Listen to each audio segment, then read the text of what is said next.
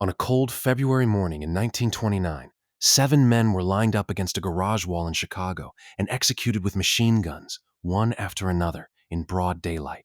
No one was ever convicted. Everyone in the city knew exactly who ordered it. This is the story of Al Capone, the man who built an empire out of illegal alcohol, bribed an entire city into looking the other way, and turned Chicago's streets into a battlefield for control of America's most profitable crime, before it all came crashing down over something as simple as unpaid taxes. Alphonse Capone was born in Brooklyn in 1899, the son of Italian immigrants who wanted nothing more for their son than an honest life. That plan fell apart quickly. Capone dropped out of school at 14 after striking a teacher, and by his teenage years, he was running with street gangs in Brooklyn, learning the trade that would define the rest of his life under men who valued violence as a business tool rather than a last resort. A knife fight in his early 20s left him with 3 scars across his face. The origin of the nickname Scarface, one he reportedly hated and refused to acknowledge in public. In 1919, the United States made a decision that would accidentally create the greatest criminal opportunity in the country's history: Prohibition. The manufacture, sale, and transportation of alcohol became illegal overnight, and almost immediately, ordinary Americans proved they had absolutely no intention of giving up their drinking. Where legal supply disappeared, illegal supply exploded to fill the gap, and someone had to run it. Capone moved to Chicago in 1920 at the invitation of gang boss Johnny Torrio, who saw in the young Brooklyn enforcer exactly the kind of ambition and ruthlessness the growing bootlegging business required.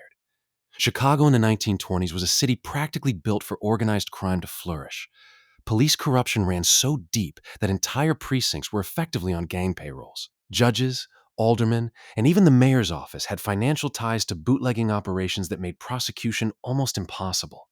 When Torrio was nearly killed in an assassination attempt by a rival gang in 1925, he retired and handed control of the entire operation to Capone, then just 26 years old. Capone inherited an empire: breweries, distilleries, speakeasies, gambling dens, and brothels spread across the city, and within a few short years, expanded it into one of the most profitable criminal enterprises America had ever seen, reportedly earning over $100 million a year at its peak. Capone understood something most gangsters before him hadn't fully grasped: that public image was as valuable as firepower.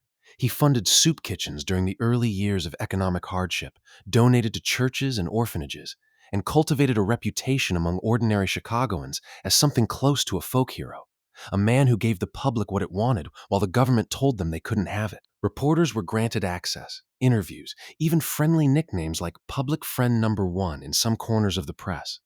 Behind that carefully managed image, however, was a level of violence that terrorized the city's underworld and occasionally spilled into public view in horrifying fashion. Chicago's gang wars during Capone's reign were constant and brutal, primarily fought against the North Side Gang led by his chief rival, Bugs Moran.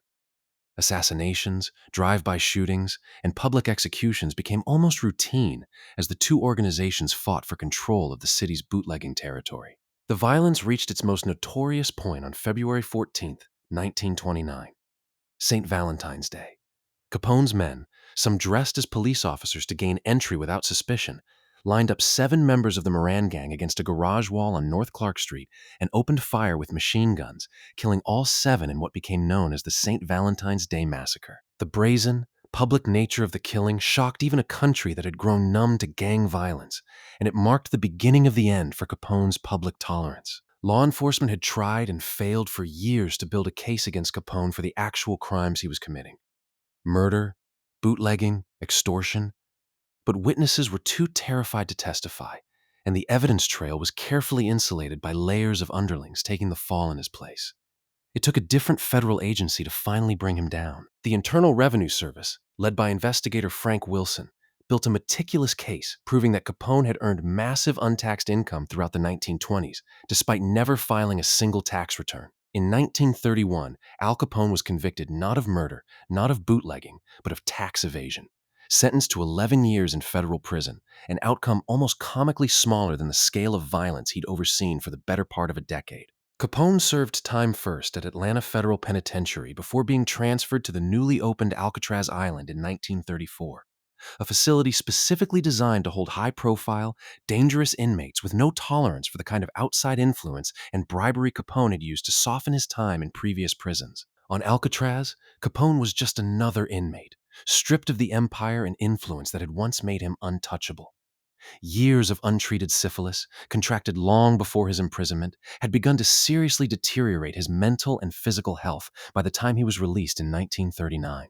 He spent his final years in near total decline at his Florida estate, a shadow of the man who had once run an entire city, before dying in 1947 at just 48 years old. Capone's legacy became something larger than the man himself, a symbol of an era where Prohibition had turned ordinary criminal enterprise into a shadow industry more profitable and more violent than anything American cities had witnessed before. His story helped cement the public's understanding of organized crime not as isolated street thuggery, but as something closer to a parallel economy, capable of corrupting entire governments when the profit incentive was large enough. Prohibition itself was repealed in 1933, partly because lawmakers finally acknowledged what Capone's empire had proven beyond doubt: that banning something Americans wanted didn't eliminate the demand.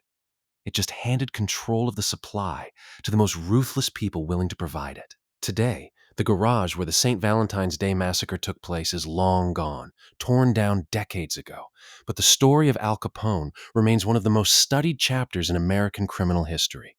A reminder of how quickly a system can be corrupted when the right combination of prohibition, poverty, and ambition collide in the same city at the same time. If this story interested you, subscribe for more deep dives into America's darkest criminal history. And let me know in the comments who you want covered next.